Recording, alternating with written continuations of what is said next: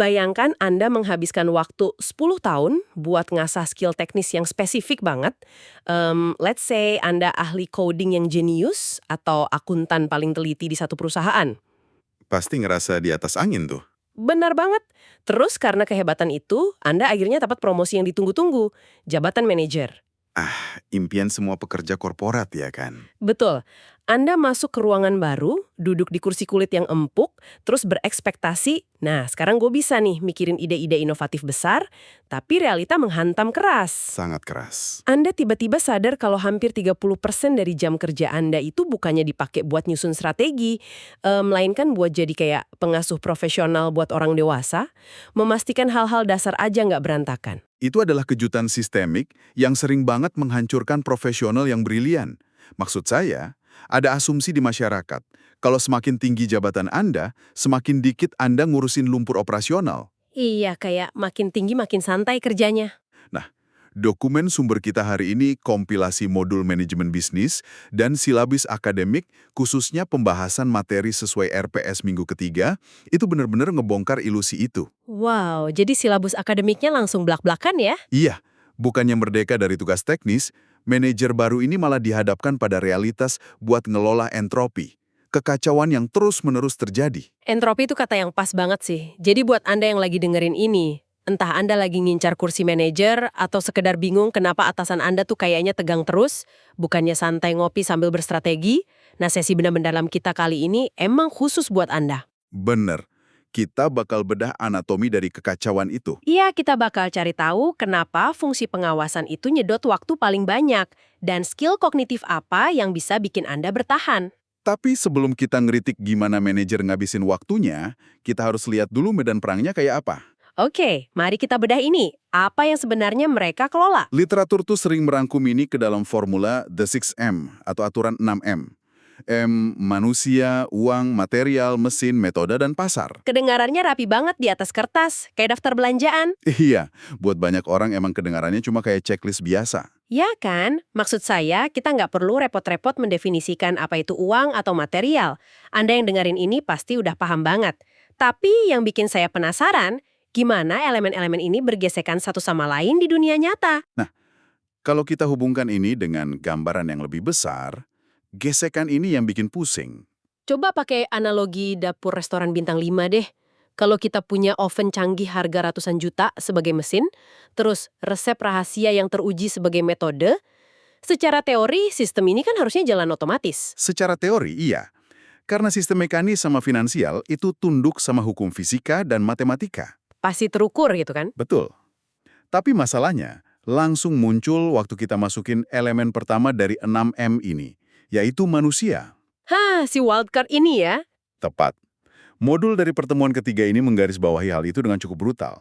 Sebagus apapun metode yang Anda rancang, kalau orang yang ngejalaninya kelelahan atau nggak peduli, sistem yang sempurna itu langsung runtuh. Jadi oven ratusan juta itu bakal tetap ngasilin daging yang hangus ya. Terutama kalau kokinya lagi kepikiran masalah cicilan di rumah dan lupa nyalain timer. Benar banget. Keputusan koki tadi, piring manusia itu, langsung ngerusak piring lainnya. Karyawan bikin salah, material terbuang. Terus otomatis bakar uang perusahaan. Iya, dan kalau daging hangus itu sampai ke meja pelanggan, hancur deh persepsi pasar kita. Makanya modul ini nekenin kalau manusia itu komponen paling krusial, motor penggeraknya. Bukan karena mereka yang paling efisien kan?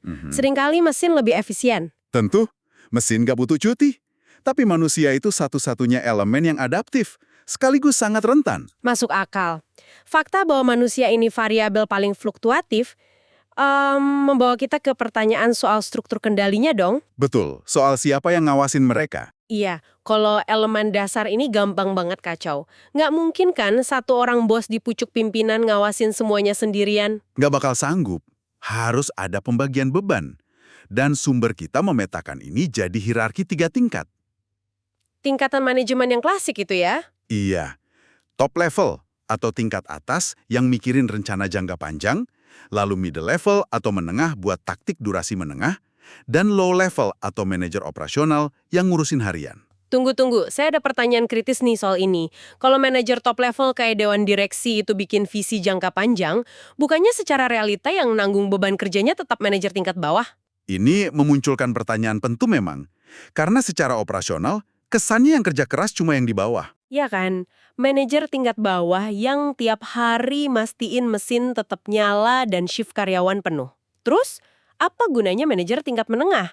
Mereka tuh sering banget kelihatan cuma kayak birokrasi aja yang memperlambat urusan. Maksudnya sekedar jadi kurir pesan dari bos ke bawahan gitu. Iya, sering kan di startup atau korporat, middle management ini dikritik abis-abisan. Pandangan sinis gitu emang wajar, apalagi di organisasi yang kurang sehat. Tapi di modul ini dijelaskan kalau peran mereka tuh vital banget. Mereka tuh adalah penerjemah. Penerjemah gimana tuh maksudnya? Gini, bayangin CEO di top level ngomong, kita bakal ubah 100% pabrik kita jadi ramah lingkungan dalam 5 tahun. Oke, visi yang bagus. Bagus. Tapi buat supervisor di lantai pabrik yang lagi pusing karena mesin pemotongnya mogok hari ini, visi 5 tahun ke depan itu nggak ada artinya. Kayak ngomong kolonisasi Mars ke orang yang ban motornya bocor di pinggir jalan, nggak relevan sama masalah mereka hari ini. Tepat banget. Nah, manajer tingkat menengah hadir buat ngambil ide kolonisasi Mars itu dan memecahnya jadi rencana 1-3 tahun yang bisa dieksekusi pelan-pelan. Oh, jadi mereka yang ngerancang ulang metode dan ngatur materialnya ya, supaya supervisor di bawah sisa ngikutin prosedur baru aja. Betul. Tanpa middle management yang nerjemahin, komunikasi antar tingkat ini bakal putus. Visi dari atas cuma jadi halusinasi, dan orang di bawah cuma lari di treadmill tanpa arah yang jelas. Wow, interdependensi antar tingkat ini ternyata krusial banget. Operasional tanpa visi itu buang energi. Nah, setelah kita paham soal hierarki ini, disinilah bagian yang sangat menarik dari RPS minggu ketiga ini. Tentang apa yang sebenarnya mereka lakuin seharian. Ya, mari kita intip data dari buku harian manajer. Karena di teori klasik, kita selalu disuguhi akronim fungsi manajemen kan? Iya, teori lama banget tuh.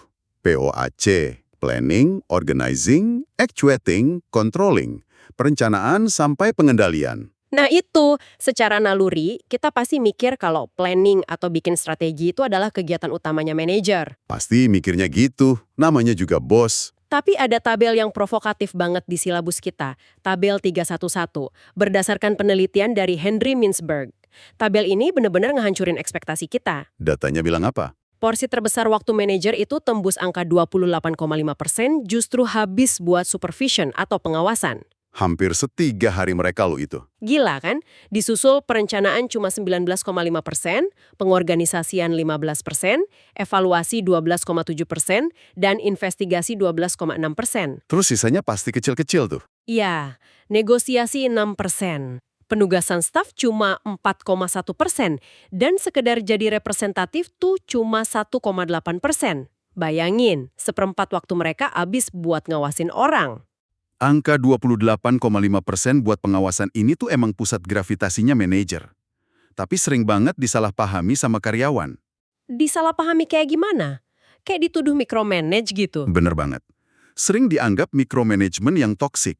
Padahal, kalau kita merujuk ke teori Henry Fayol dan G.R. Terry dari sumber kita, fungsi controlling atau pengawasan ini bukan soal memata-matai staf yang lagi scroll media sosial.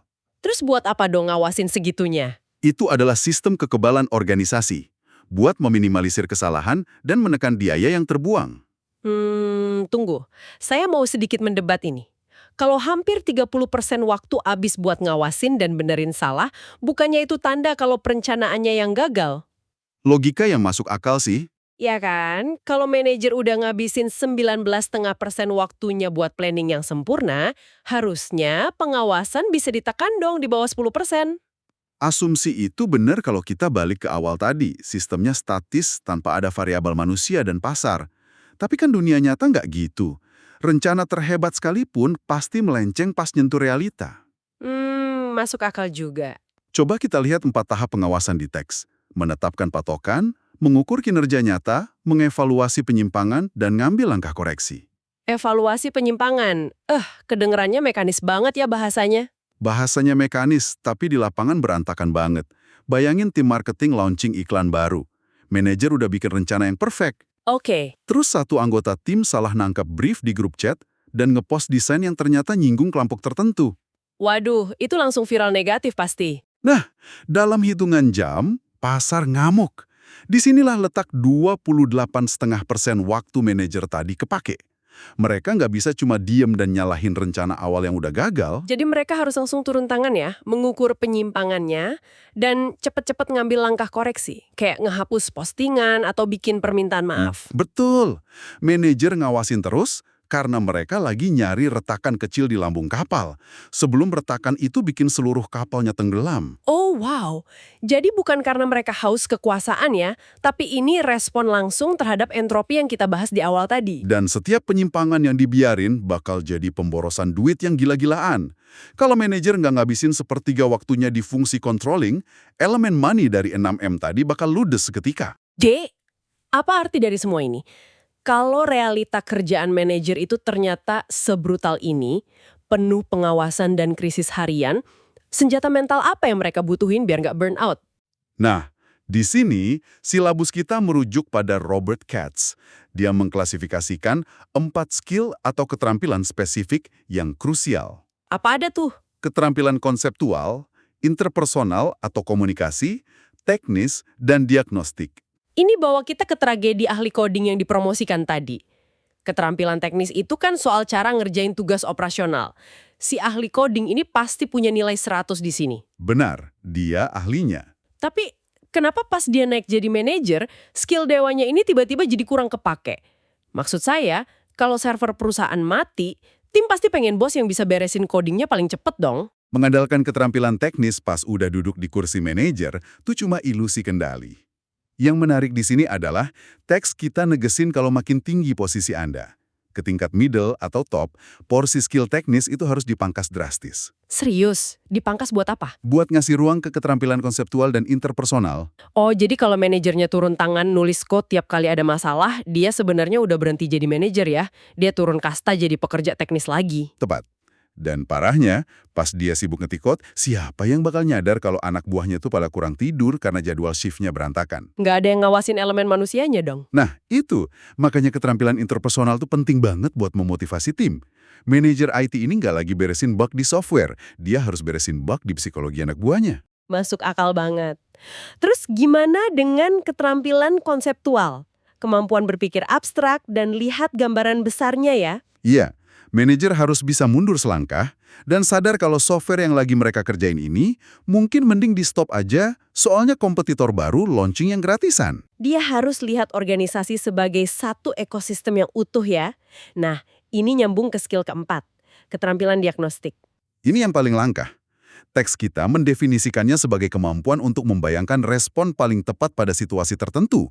Tapi maknanya jauh lebih dalam dari itu. Keterampilan diagnostik ini selalu bikin saya ngebayangin montir senior. Gimana tuh analoginya? Gini, kalau montir pemula yang cuma punya skill teknis, pas lihat mesin mobil panas, dia bakal langsung mikir, oh ganti radiatornya. Karena di bukunya gitu. Prosedur teknisnya begitu ya? Tapi montir senior yang punya keterampilan diagnostik, dia bakal dengerin suara mesinnya. Dia lihat ada getaran kecil di sabuknya, dan dia tahu kalau masalahnya bukan di radiator. Tapi di bagian lain yang tersembunyi. Iya, ternyata cuma ada katup kecil yang bocor, yang bikin seluruh sistem mesin jadi kepanasan karena overcompensate. Wah, analogi montir itu akurat banget buat jelasin skill diagnostik ini. Manajer tanpa skill ini bakal bakar duit perusahaan buat ngobatin gejala luar doang. Penyakit aslinya tetap menjalar ya. Bener, misalnya sales lagi turun. Manajer standar bakal neken tim sales buat kerja 2 kali lipat lebih keras. Yang tentu saja cuma bakal bikin piring manusianya retak dan ujung-ujungnya burnout massal. Pasti, tapi manajer dengan diagnostik yang tajam bakal nyari tahu akar masalahnya. Dia mungkin bakal ngecek data perubahan tren konsumen, atau malah nemuin kalau masalahnya ada di cacat material pabrik yang bikin kualitas produk turun diam-diam. Mereka mendiagnosis akar masalah, bukan gejalanya. Wah, ini ngejelasin banget kenapa 28,5% waktu pengawasan tadi bisa nentuin hidup matinya perusahaan. Betul. Pengawasan tanpa keterampilan diagnostik tuh cuma aktivitas patroli buta. Patroli buta. Itu frasa yang nyeremin sih. Karena jujur aja, itu terjadi tiap hari di banyak korporat besar. Manajer keliling bawa kertas, nyentang checklist, tanpa tahu apa yang pelan-pelan ngebunuh organisasi mereka dari dalam. Dan pemahaman inilah yang jadi keuntungan strategis buat Anda yang lagi dengerin kita hari ini. Setuju. Begitu Anda ambil peran manajerial, Anda nggak bisa cuma ngandelin kehebatan teknis masa lalu. Cara otak Anda bekerja tuh harus benar-benar di-upgrade. Wah, kita udah narik banyak banget insight tajam ya dari materi akademik pertemuan ketiga ini. Mulai dari ngebedah elemen 6M, di mana manusia ternyata adalah variabel wildcard yang paling bikin deg-degan. Iya, elemen yang paling rapuh sekaligus adaptif. Terus kita juga udah memetakan 3 tingkatan hierarki, para supervisor di bawah yang tiap hari madamkan api, dihubungkan sama manajer menengah sebagai penerjemah taktis, sampai ke direksi di awan atas yang lagi cemas mikirin 10 tahun ke depan. Kita juga udah ngintip tabel Mintzberg tadi. Mematahkan mitos kalau bos itu kerjanya santai. Faktanya, lebih dari 1/4 waktu mereka habis buat mendeteksi penyimpangan operasional, biar nggak jadi kanker finansial buat perusahaan. Dan buat bertahan, kita harus rela nurunin ego teknis kita demi mempertajam skill interpersonal, pemikiran konseptual, dan ketepatan diagnosis analitis tadi. Ingat ya, semua insight dari modul ini tuh bukan cuma buat Anda yang jabatannya direktur. Betul banget. Kalau Anda lagi ngedengerin ini, kemungkinan besar Anda tuh sebenarnya udah mempraktekkan hal ini. Entah ngelola target pribadi, ngatur jadwal, atau ngecek penyimpangan di proyek freelance Anda sendiri. Anda udah masuk di lapangan permainan ini. Iya dong, karena pada dasarnya kita semua ini mengelola sesuatu, walau di kartu nama kita belum tertulis manajer. Nah, sebelum kita nutup eksplorasi seru ini, saya punya satu pemikiran provokatif nih buat Anda renungkan. Wah, apa tuh? Kita kan tadi tahu ada 6 elemen, 6M, yang ngejaga keseimbangan sistem Anda saat ini. Manusia, uang, material, mesin, metode, dan pasar. 6 piring yang berputar ya? Betul.